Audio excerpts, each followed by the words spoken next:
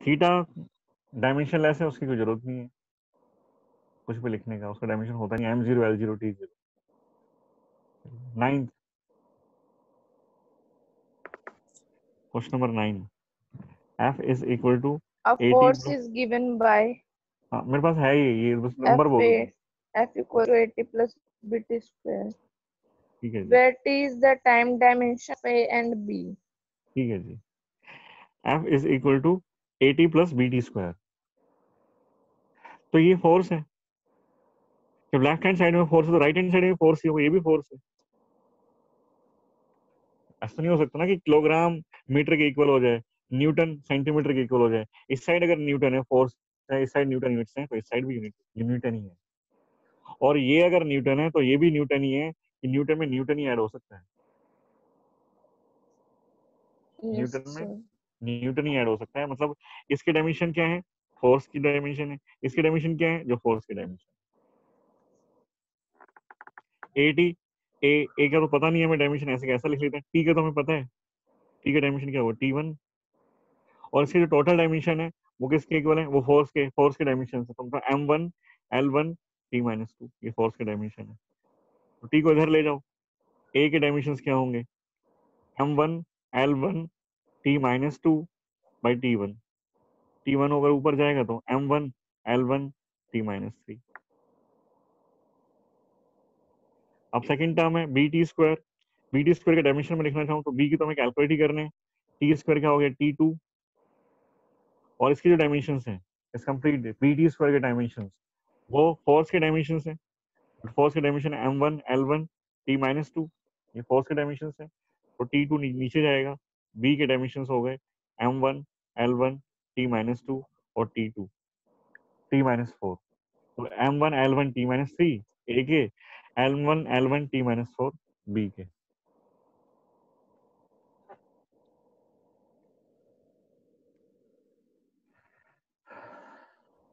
Okay, sir.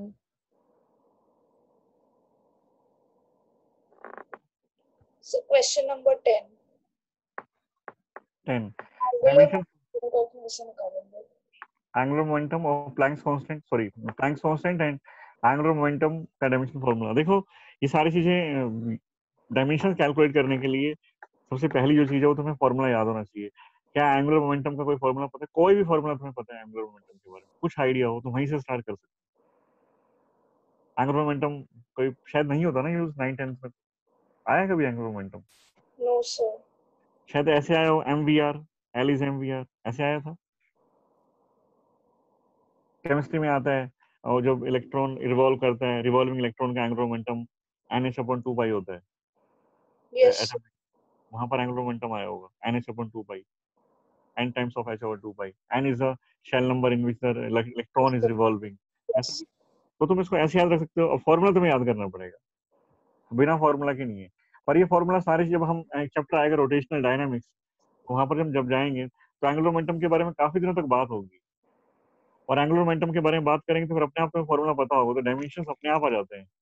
और अभी तो इस चैप्टर के लिए या तो हम क्या कर सकते हैं, या तो इसका सीधा डायमेंशन याद कर लें, या फिर कुछ क्लू ऐसा कि हम इसको फॉर्म कर सकें कि एल जो है एंगुलर मोमेंटम का फॉर्मूला, ये याद कर लो MVR, MVR is angular momentum.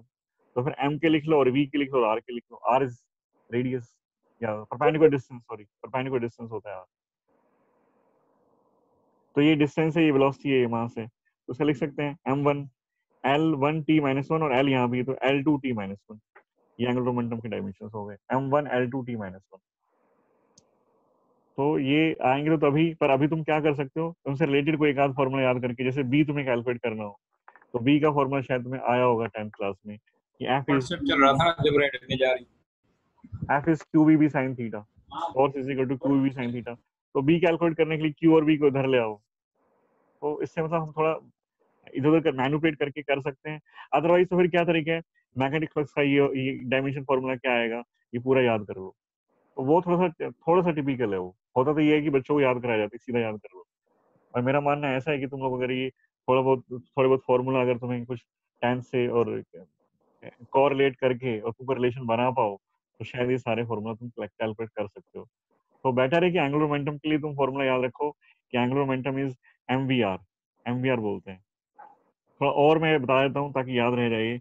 Revolving जैसे न्यूक्लियस होता है ना, केमिस्ट्री में न्यूक्लियस होता है, न्यूक्लियस के चारों तरफ इलेक्ट्रॉन रिवॉल्व करता है इस तरह से इलेक्ट्रॉनिक किसी ऑर्बिट में, तो उसका एंगुलर मोमेंटम होता है, रिवॉल्विंग बॉडी का होता है L is equal to mvr is equal to n times of h/2 pi, h/2 pi. और शायद यहीं से पूछा जा रहा है कि ये L जो एंगुलर मोमेंटम है और ये h जो है प्लैंक्स कांस्टेंट है, ये प्लैंक्स कांस्टेंट है।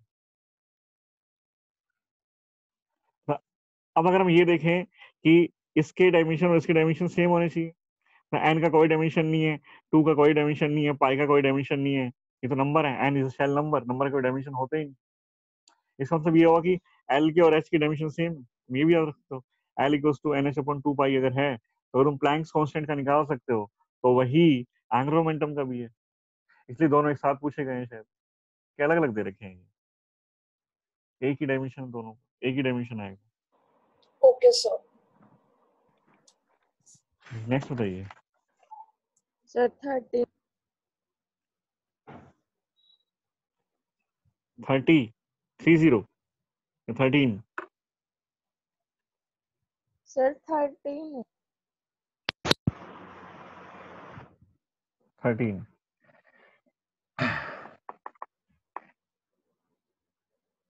The dimension of A by B in the equation P equals to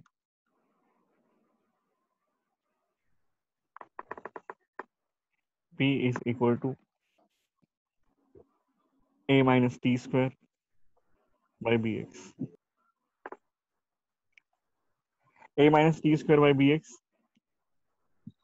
यहाँ पर P जो है प्रेशर है, प्रेशर जो होता है वो फोर्स अपॉन एरिया, ये डायमेंशन होता है प्रेशर के। लिखना चाहें तो लिख सकते हैं फोर्स के m1 l1 t माइनस 2 और एरिया के l2 m1 l minus 1 t minus 2।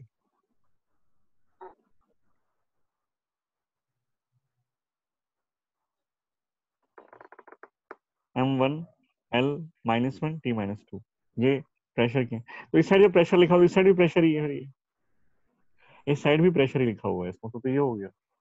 और a माइनस टी स्क्वायर है, जब ये टाइम का स्क्वायर तो फिर ये क्या है, ए ए क्या है फिर, टाइम के स्क्वायर को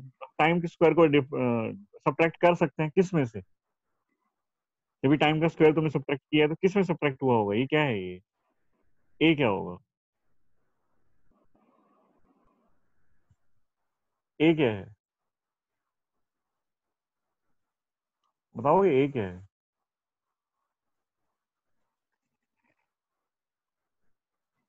किसी एक क्वांटिटी को तुम सब्ट्रैक्ट कर रहे हो ना, तो दोनों क्वांटिटी इसमें से इसको सब्ट्रैक्ट किया, इसका मतलब इन दोनों के डायमेंशन सेम है, सेम डायमेंशंस की चीजें ही ऐड या सब्ट्रैक्ट हो सकती है। मल्टीप्लाई तो कोई भी हो सकता है, मास इनटू एक्सेलरेशन हो सकता है मल्टीप्लाई, अलग अलग डायमेंशन, फोर्स और डिस्प्लेसमेंट मल्टीप्लाई हो सकता है, पर एडिशन नहीं होता इनका, एडिशन सिर्फ उनका होता है जिनके डायमेंशन सेम हो। तो यहाँ पर ये ए और ये टी स्क्वायर, उसका मतलब ये फिक्स हो गया कि ए के डायमेंशन क्या है, डायमेंशन ऑफ ए अगर मैं लिखूं, dimension of A is m0 l0 t2, और मैं इसको थोड़ा ऐसे करके लिखता हूँ a square by B x, a by B x minus t square by B x, ऐसे लिख सकते हैं ना, ऐसे लिख सकते हैं, अलग करके लिख सकते हैं उसको।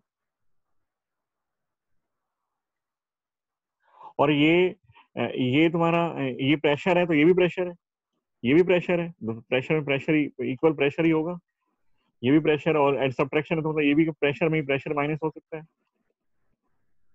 तो तुम्हें बी चाहिए किसी से भी लिख लो, दोनों सेम ही है। हमें पता है कि T square by B X, T square by B X के डायमेंशन जो है वो वही है जो प्रेशर के हैं, प्रेशर के डायमेंशन ये है m1 l minus 1 t minus 2, T के क्या होंगे t2, बी एक्स के क्या होंगे l1 m1 l minus 1 t minus 2। इसमें इधर जाओ, 1 बाई बी के डायमेंशन क्या होंगे, बी यहीं के रखा बाकी उधर चला गया, m1 l1 है, मल्टीप्लाई करेंगे l0 हो गया, ये 1 है और ये -1, t -2 है, ये डिनोमिनेटर में जाएगा तो उसको ऊपर लेके जाएंगे, t-4 हो गया। ये 1/b के डायमेंशन आ गए। हमसे पूछा गया a/b, a/b का डायमेंशन पूछा गया, तो ऊपर लिख दो a के डायमेंशन ये है m0 l0 t2, b के डायमेंशन m1 l0 t-4। तो a/b के डायमेंशन क्या आ गए, m-1 l0 t-4 है, ऊपर जाएगा न्यूमरेटर में तो +4 हो जाएगा, 2 ऑलरेडी वहां पर है तो t6, m1 l0 t6। Next बताइए, नेक्स्ट Sir, 16. 16।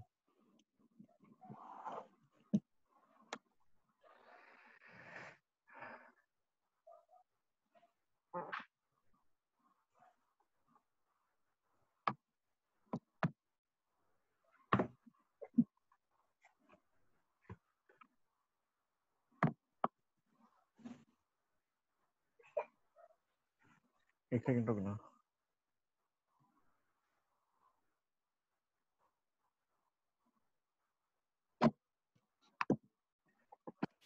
हाँ जी, 16। Which of the following is the dimension coefficient of friction? Friction का कोई फॉर्मूला पता है तुम लोगों को? फ्रिक्शन से रिलेटेड कोई फॉर्मूला पता है क्या?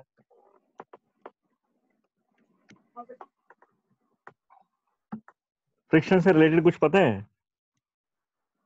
Friction force is equal to, बताओगे क्या होता है? Friction force is equal to क्या होता है, बताओगे?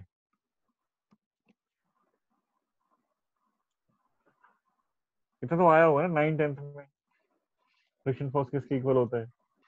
मैग्नीट्यूड, उसका फॉर्मूला ही बता दो, कोई भी फॉर्मूला तुम्हें याद हो, कोई भी फॉर्मूला अगर पता हो ना उससे रिलेटेड तो तुम्हारा आंसर आ सकता है, कोई भी फॉर्मूला बता दो। ऐसे याद होगा म्यू एन,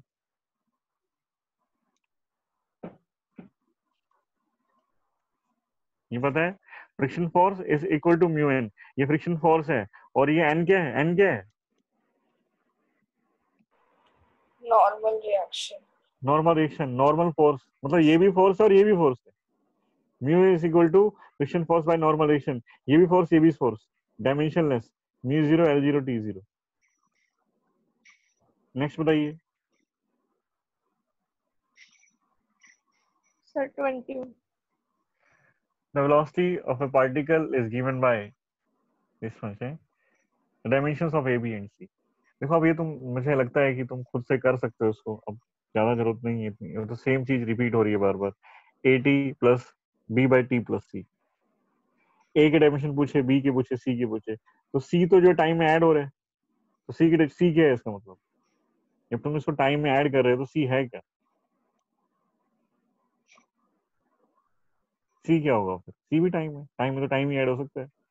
इस साइड जब वेलोसिटी लिखी हुई है तो ये भी वेलोसिटी है, तो v is equal to A T लिख सकते हो तुम। तो a कितना हुआ, a के डायमेंशन होंगे v by T, velocity upon time के डायमेंशन, ये भी वेलोसिटी है इसका मतलब, तो v को लिखो b बाई टी प्लस सी, तो b क्या होगा, v इंटू टी प्लस सी, तो t और t, तो ये भी टाइम है ये भी टाइम है, तो उसको लिख सकते हो v टी, बस c को 2 बार टाइम है v टी, हमें डायमेंशन चाहिए हम लोगों को, तो 2 बार की जरूरत नहीं है,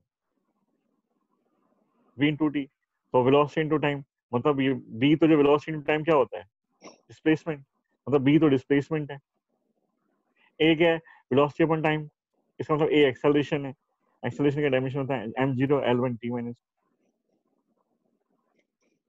बी के डायमेंशन लेंथ के हैं, ए के डायमेंशन एक्सेलरेशन के हैं, सी के डायमेंशन क्या है, सी के डायमेंशन टाइम के हैं t1, सी का डायमेंशन टाइम का है। चलिए 20 के बाद बताइए।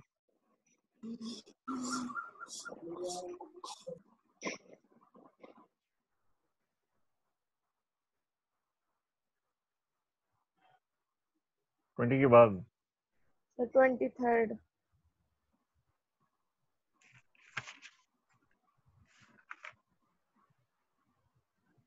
टॉर्क ऑफ फोर्स,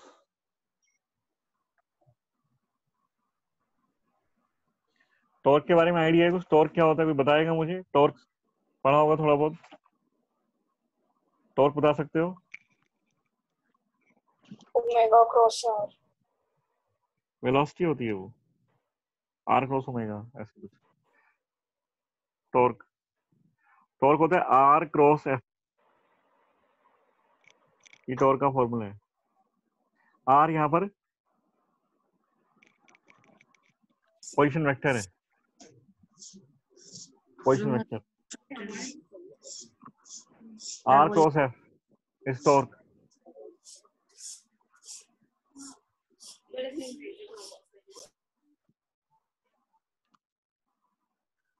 तो टॉर्क तुम्हें कैलकुलेट करना है, जैसे वर्क डन, कुछ एक चीजें मैं बता देता हूँ। वर्क डन किसके इक्वल होता है? F dot S. Area of parallelogram, area of parallelogram बताओगे मुझे? ये तुम्हारे वेक्टर के क्वेश्चंस हैं जो आ सकते हैं। L cross A cross B का मैग्नीट्यूड। ए क्या है? ए क्या है? A and B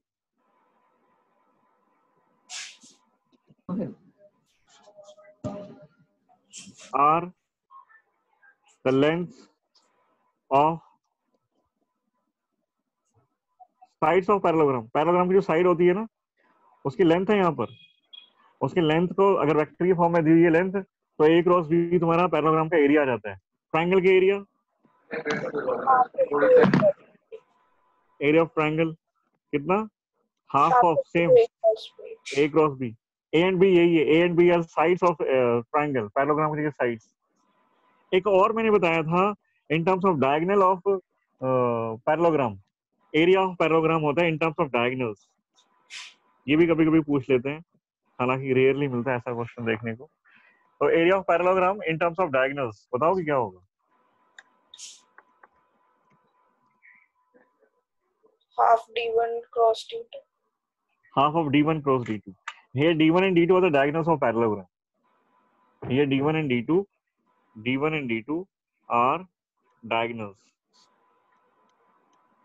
of parallelogram.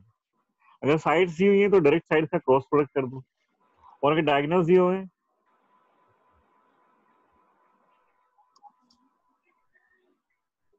Diagonals दिए हुए हैं तो half of d1 cross d2 कर दो। टॉर्क r क्रॉस f होता है, f यहाँ फोर्स है, r जो है वो पोजीशन वेक्टर होता है, position vector. Work done f dot s force और डिस्प्लेसमेंट का डॉट प्रोडक्ट होता है, work done. Area of parallelogram और एरिया ऑफ ट्रायंगल, ये सारे रिजल्ट्स यूज होते हैं।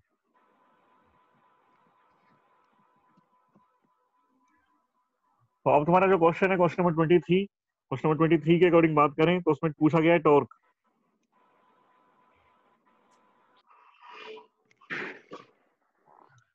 तो टॉर्क जो है force is 2i minus 3j। Force दिया हुआ है तुम्हारा, force is equal to 2i cap minus 3j cap plus 4k cap. Vector are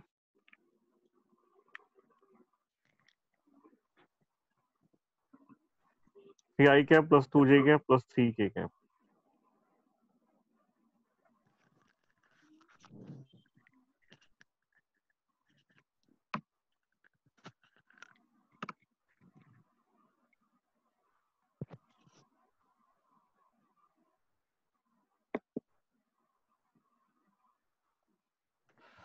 are cross F करना, आर क्रॉस एफ करना आता है तुम लोगों को? R cross F cross product determinant से कर सकते हैं।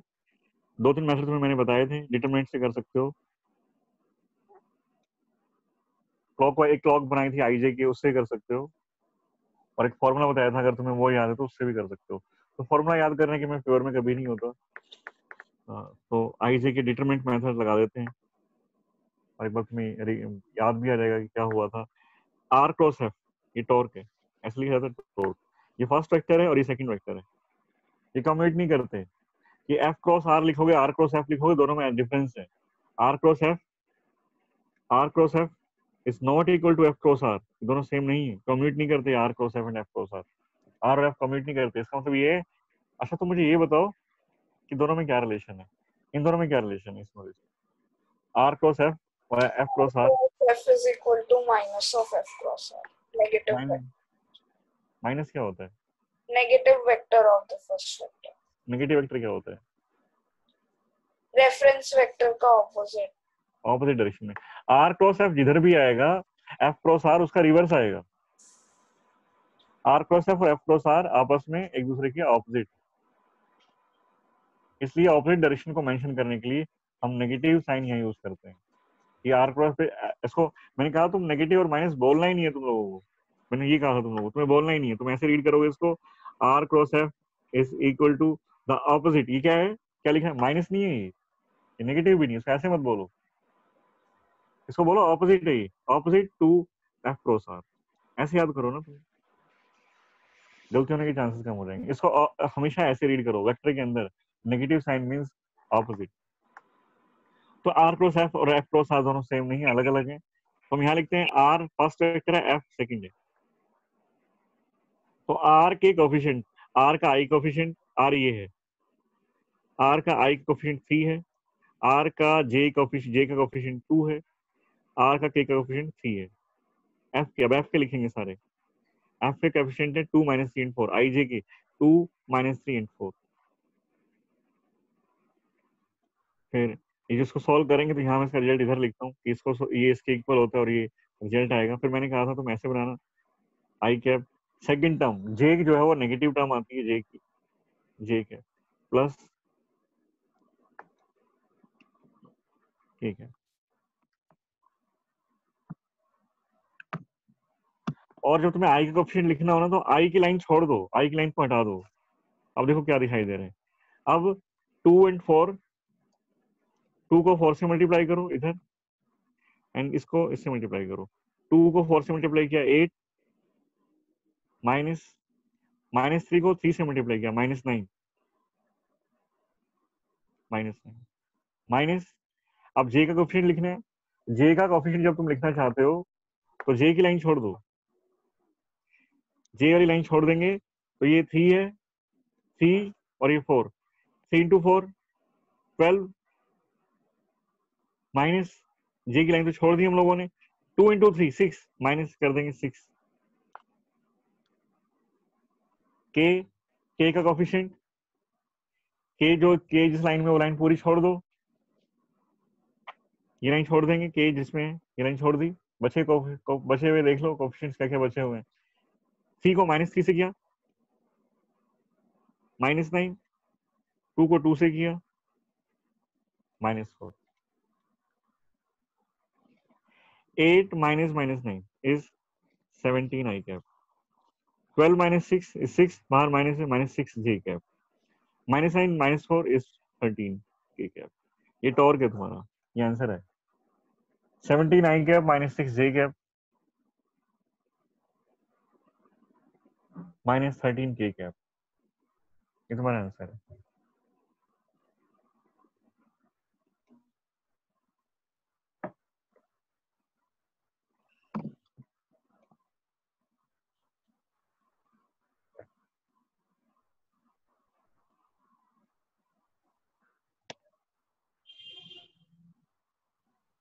So 24.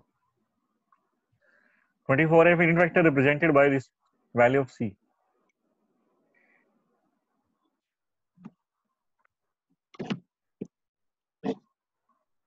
डाउट कौन किसने बोला ये डाउट? नाम क्या है बेटा तुम्हारा? So Nancy. नैन्सी। अच्छा, वेक्टर की सारी क्लास अटेंड की थी क्या?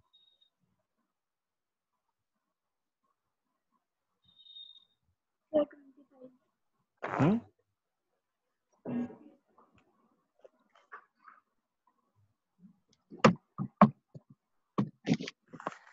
देखिए 24,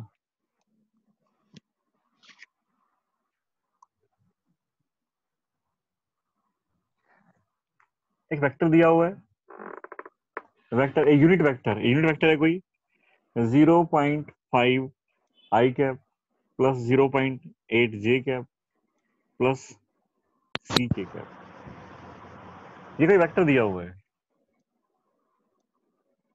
और ये वेक्टर यूनिट वेक्टर है। बताओ कि यूनिट वेक्टर की खास बात क्या होती है, बताओगे मुझे? यूनिट वेक्टर क्या होता है? यूनिट वेक्टर क्या होता है? यूनिट वेक्टर बताओ ना क्या होता है? ऐसा वेक्टर जिसका मैग्नीट्यूड 1 होता है, मैग्नीट्यूड 1, यूनिट मतलब 1 ही होता है। ऐसा वेक्टर जिसका मैग्नीट्यूड 1 हो, मतलब ये जो है एक यूनिट वेक्टर है, मतलब इसका मैग्नीट्यूड 1 है। इसका मैग्नीट्यूड लिख सकते हैं हम लोग, इसका मैग्नीट्यूड, किसी वेक्टर का मैग्नीट्यूड अगर लिखना हो तो कैसे लिखते हैं? Magnitude of this vector 1 will be equal to, किसके इक्वल होगा? इसका मैग्नीट्यूड 1 है, 1 कैसे लिखा जाएगा? इसका मैग्नीट्यूड होगा कितना, बताओगे मुझे? इसका मैग्नीट्यूड कितना हो? 0.5 का होल स्क्वायर प्लस 0.8 का whole square plus c square. Coefficient of i, coefficient of j, coefficient of k, तीनों के कोफिशिएंट का स्क्वायर करके ऐड कर देंगे। कोफिशिएंट ऑफ i 0.5 है, 0.5 का स्क्वायर प्लस j के कोफिशिएंट का स्क्वायर मतलब 0.8 स्क्वायर प्लस k के कोफिशिएंट का स्क्वायर मतलब c स्क्वायर। दोनों साइड स्क्वायर कर दो, तो इधर स्क्वायर करेंगे तो स्क्वायर रूट कैंसिल हो जाएगा, इधर स्क्वायर करोगे 1 ही रहेगा। 0.5 का स्क्वायर करेंगे 0.25, 0.8 का स्क्वायर करेंगे 0.64 प्लस c स्क्वायर, दोनों को ऐड करेंगे तो हो गया 0.89, this is 0.89 plus c square is 1, c square हो गया 1 माइनस 0.89 इज 0.11, c आ जाएगा रूट ऑफ 0.11, 0.11। इसके बाद बोलिए 24 के बाद up to 30, up to 30, Nancy next. Sir up to 30 नहीं है। 35, अप टू 35 किसी के पास? अप टू 35, सर 37 है। 37,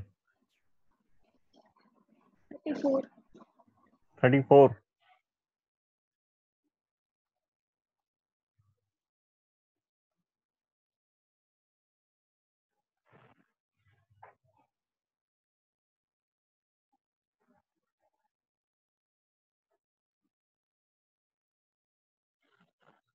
देखिए किसका हो गया 34, किसने कर लिया वो बताओ मुझे।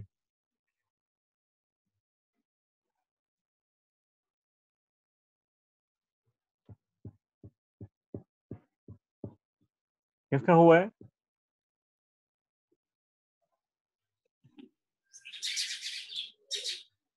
समीर हो गया, समीर। सौरभ प्रजापत, सौरभ, सौरभ,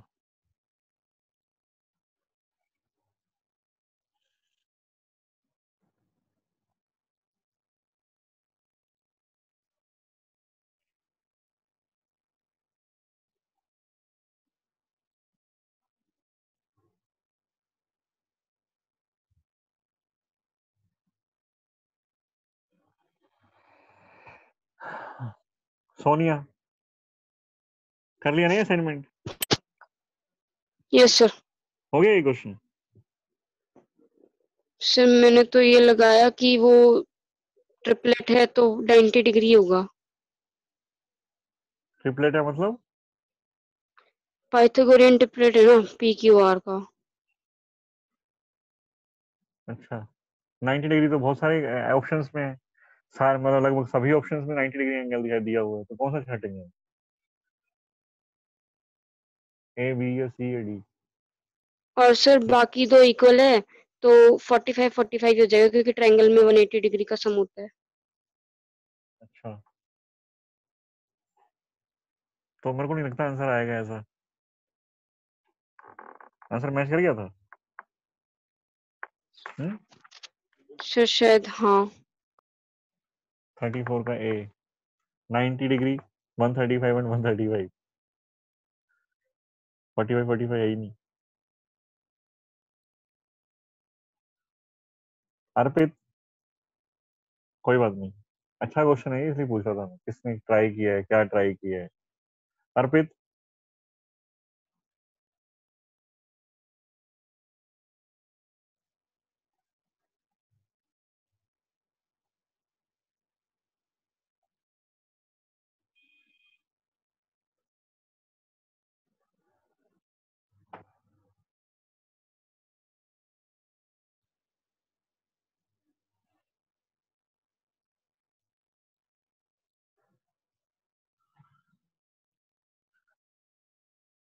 कोई बात नहीं, अपना वीडियो ऑन करा के बैठाया करूंगा कल से क्लास, एक दो दिन में ना क्लास का ये सिस्टम चेंज करूंगा।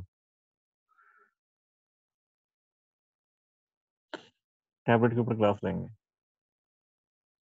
फिर देखते हैं।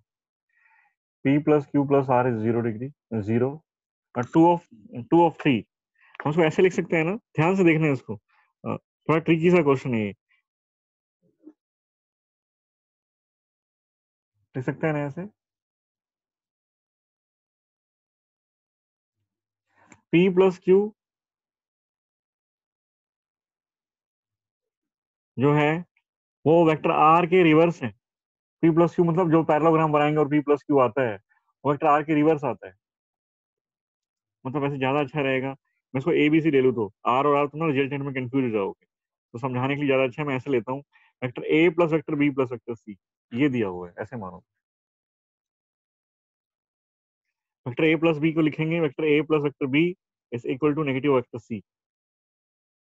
वेक्टर ए और बी का जो रिजल्टेंट आएगा, इन दोनों का रिजल्टेंट कुछ तो आएगा ही, मान लेते हैं वेक्टर आर आया। वेक्टर आर जो है वो सी के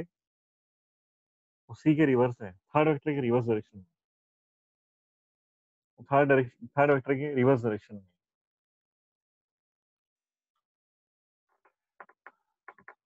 तो एक इंफॉर्मेशन ये दी हुई है कि ए और बी सेम है, मतलब दो वेक्टर, कोई भी दो वेक्टर का मैग्नीट्यूड सेम है, magnitude.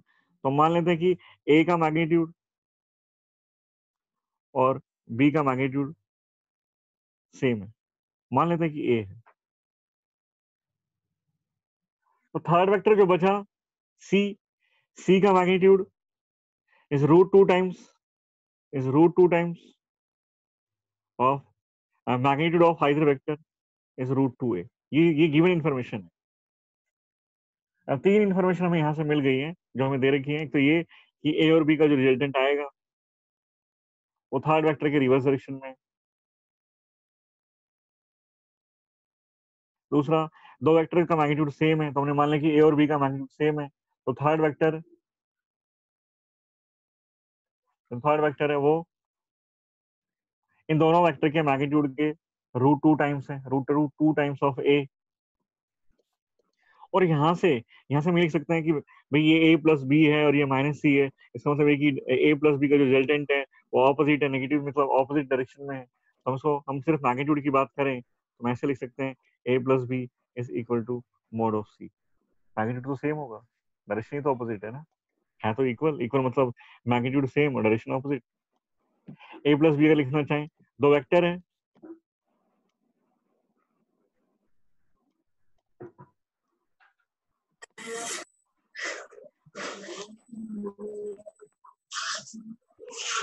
Vector A and B.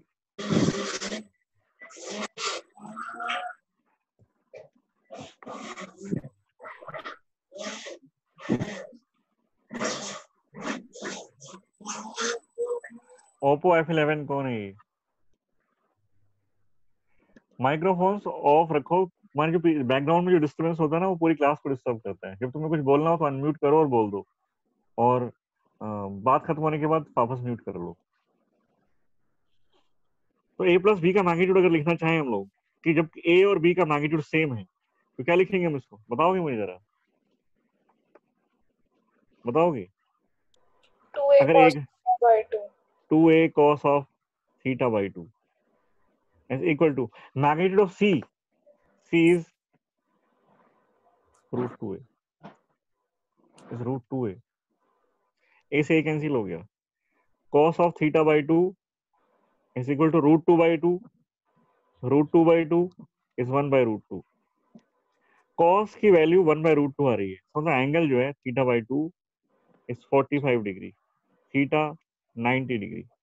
ये थीटा जो है ये है angle between vector A and vector B. तो वेक्टर ए और वेक्टर बी बनाता हूं मैं, इन दोनों 90 डिग्री पर है, ये मुझे पता लग गया। ये वेक्टर ए है, ये वेक्टर बी है, इन दोनों का रिजल्टेंट कहीं आएगा, पैरेललोग्राम कंप्लीट किया, इन दोनों का रिजल्टेंट ये आया वेक्टर आर। ये जो vector A plus vector B is equal to vector R.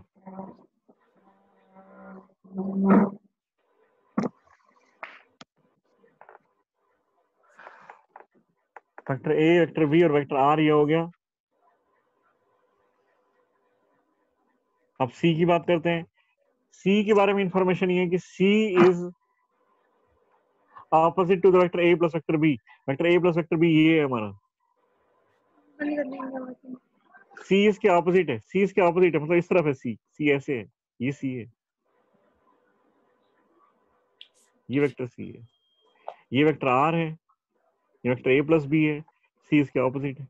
Vector A और बी के बीच में एंगल ये तुम्हें पता है 90 डिग्री है, हम कैलकुलेट कर चुके। अब वेक्टर ए और सी के बीच में एंगल ये एंगल और ये एंगल,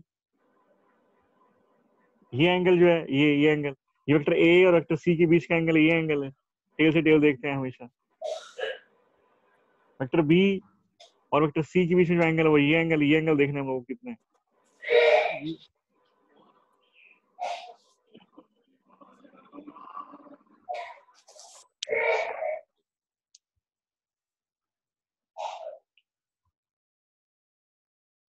ये वेक्टर ए है, ये वेक्टर बी है, और हमें पता है कि रिजल्टेंट जो है जब दो वेक्टर का मैग्नीट्यूड सेम हो तो रिजल्टेंट बाइसेक्ट करता है। तो ये एंगल कितना है, ये एंगल 45 डिग्री है, 45 और ये भी 45। This complete is 90, resultant will be the bisector of angle and the angle these angle will be 45 and 45। इसका मतलब ये हुआ कि ये जो angle, this complete angle is 135 degree, this complete angle is 135 degree. A और बी के बीच में angle, angle between a and b is 90 degree, angle between a and c is a c is 135, angle between B and C is same,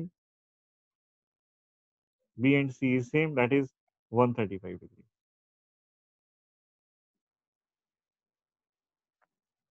ठीक है, तो answer हो गया 90 degree, 135 and 135, A option.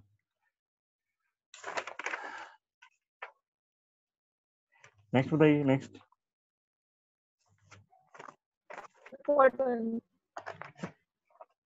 कौन सा नेक्स्ट क्वेश्चन? सर 41। 41।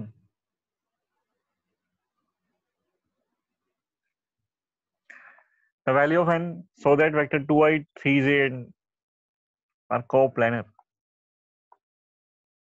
कोप्लानर मतलब क्या होता है? कोप्लानर एक ही प्लेन में लाइक करते हैं।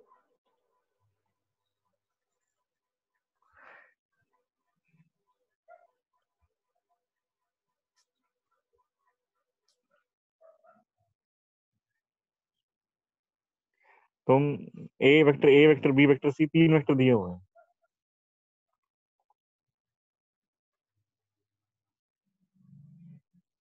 ध्यान से देख रहे हैं इसको, है ना। एक प्रॉपर्टी बताऊंगा और उसके बाद तुम उसको याद। 0 होगा, क्या जीरो होगा? A dot B cross C। हाँ, a dot B cross c. देखिए कोप्लानर की कंडीशन है ए डॉट बी क्रॉस सी, ऐसे कर लो, ये ठीक है, is zero. A dot B cross c, तो ए तुम्हें दिया हुआ है, बी तुम्हें दिया हुआ है, सी तुम्हें दिया हुआ है, तो बी और सी का क्रॉस प्रोडक्ट कर लो पहले। तो बी और सी क्रॉस करो, जो भी कुछ आएगा, बी क्रॉस सी जो आएगा ना उसका ए के साथ डॉट करो। Condition of coplanar, condition of coplanar vectors क्या है? ए डॉट बी क्रॉस सी।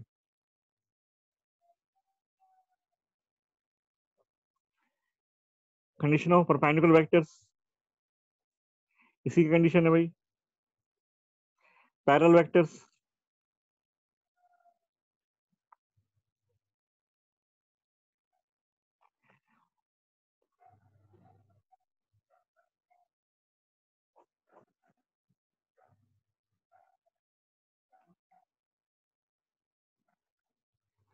बताओ सारे बताओ। परपेंडिकुलर वेक्टर, दो वेक्टर परपेंडिकुलर तो क्या कंडीशन लगाते हैं?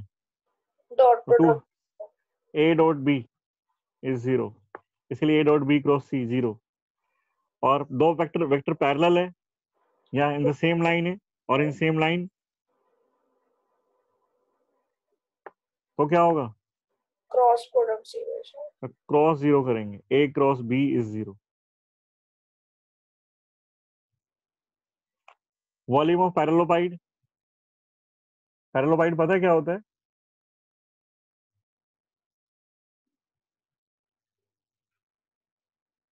पैरेललोपाइड पता है क्या होता है? No sir. सोसाइटी होती है ना, अपार्टमेंट्स में तुम लोग रहते हो, सोसाइटी होती है, बड़ी बड़ी बिल्डिंग है ना, हाइट होती है 10th फ्लोर 15th फ्लोर ऐसे होती है ना ये। हाँ तो बोल दो हाँ सर। Yes yes sir. तो उसमें क्या होता है कि बेस जो होता है ना, बेस, उस बेस को फिक्स कर लो।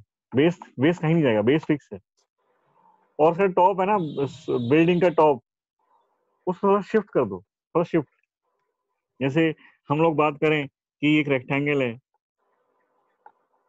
और हम कहते हैं इसका पैरेललोग्राम बनाना है, तो हम क्या करते हैं, इसको फिक्स कर लेते हैं, बेस तो वहीं के वहीं है, और ये टॉप को आगे ले जाते हैं, टॉप को आगे ले जाते हैं ऐसे, और फिर साइड्स बना देते हैं और हम कहते हैं पैरेललोग्राम है। हुआ क्या, इसको हमने इसको फिक्स कर लिया, नीचे साइड को फिक्स कर लिया, और ऊपर से इसको पुश कर दिया, इसको पुश किया, तो हम कहते हैं कि ये जो है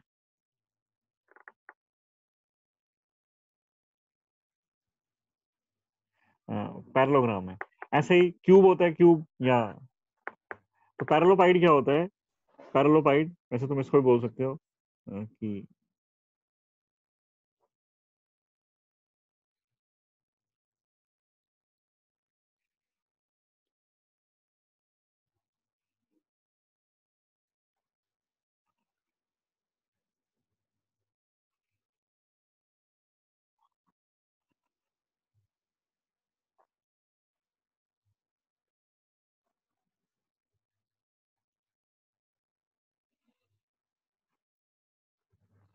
इस तरह का रहता है। सर इसमें और क्यूबॉइड में क्या फर्क? ये क्या है?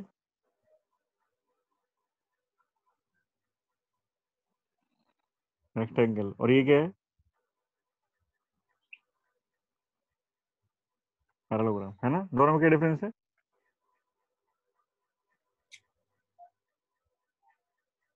दोनों में क्या डिफरेंस है? इसके सारे रेक्टेंगल के सारे साइड्स के बीच में 90 डिग्री एंगल है। इसमें भी ऐसे ही है, इसमें भी कोई भी दो साइड देखेंगे सारे 90 डिग्री है, 3 डायमेंशन में है, हालांकि सारे 90 है। अब इसका टॉप जो है ना, इसे टॉप को शिफ्ट कर दो आगे, ये क्यूबॉइड है, इसे टॉप को शिफ्ट कर देंगे आगे, बेस यहीं रखेंगे, बेस यहीं पर है, बेस यहीं है। ये तुम्हारा टॉप थोड़ा आगे चला गया,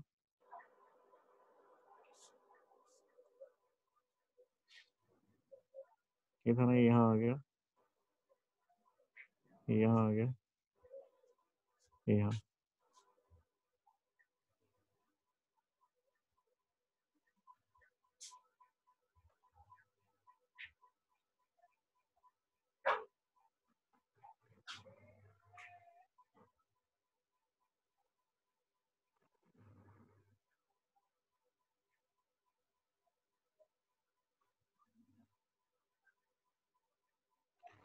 तो ये जो साइड्स है ना, इस साइड थोड़ा टिल्ट हो गई, ऊपर से आगे शिफ्ट हो गया, ये यहाँ से यहाँ शिफ्ट हो गया।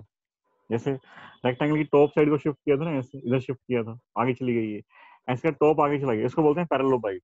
मतलब क्यूबॉइड की टॉप सरफेस को शिफ्ट कर दो, तो सारी साइड जो है, सारी साइड्स में कुछ एंगल बन जाएगा, सारी साइड्स में ऐसे ऐसे, इसको बोलते हैं पैरेललोपाइड। पैरेललोपाइड, क्यूबॉइड को टिल्ट करके तुम पैरेललोपाइड बनाते हो, रेक्टेंगल की साइड को शिफ्ट करके पैरेललोग्राम बनाते हो। ये क्यूबॉइड है और ये पैरेललोपाइड है। पैरेललोपाइड का वॉल्यूम ये होता है, ये तुम्हें पता ही है, डॉट जब तुम यूज कर ही रहे हो, तो फिर क्यों ना हम ये फॉर्मूला भी पता कर लें, बाई चांस कभी कहीं का काम ही आ जाए, ये फॉर्मूला तुम्हें याद ही करना है। ये है वॉल्यूम, नॉट जीरो, वॉल्यूम, ये वॉल्यूम है, वॉल्यूम ऑफ पैरेललोपाइड।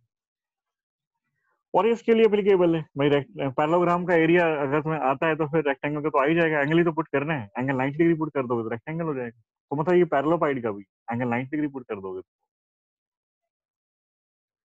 बी क्रॉस सी में, यहाँ पर जो एंगल है बी क्रॉस सी में, ए डॉट बी क्रॉस सी तुम कैलकुलेट करोगे तो ये वॉल्यूम ऑफ पैरेललोपाइड आ जाता है। ठीक है, कल इसी को कंटिन्यू करेंगे 34 तक हो गया, 70 अराउंड क्वेश्चन है इसमें ना, 56 ही है, तो मतलब कल ये कल ऑफ है, कल संडे है, मंडे इसको आगे बढ़ाएंगे। और एक असाइनमेंट मैं सेंड करता हूँ, 2 असाइनमेंट इनफैक्ट आज मैं सेंड करूंगा तुम लोगों को, उनमें से दोनों ही कंप्लीट कर लो, 2 दिन है संडे मंडे, 30 क्वेश्चन उसमें, एक आज कर लो एक कल कर लो, इतना काम तो करोगे ही। फिर बस मैं उनके डाउट्स लेता रहूंगा 2-3 दिन, उसके बाद फिर तुम एचसीआर को एक बार दोबारा अटेम्प्ट करोगे तो कंपैरेटिवली इस बार सिंपल लगेगी, है ना। तो टाइम भी इनफ है हमारे पास, तो हम लोग डिस्कस कर लेंगे। जिसका होमवर्क कंप्लीट नहीं हुआ है वो अपना कंप्लीट कर लो। कोशिश करो कि तुम हमेशा क्लास के जो टॉपिक चल रहे हैं उससे हमेशा मैच करो, यही तुम्हारी फाइट है। हमेशा तुम्हारा होमवर्क वही हो जो आज क्लास में हुआ है, पेंडिंग कुछ नहीं होना चाहिए। पेंडिंग नहीं रखना एक अपने आप में विन है, और देखना तुम लास्ट में ये वर्थ भी है, फ्रूटफुल भी रहेगा। ठीक है, तो चलो क्लास ओवर करते हैं। कल तो ऑफ है, परसों सर मेरे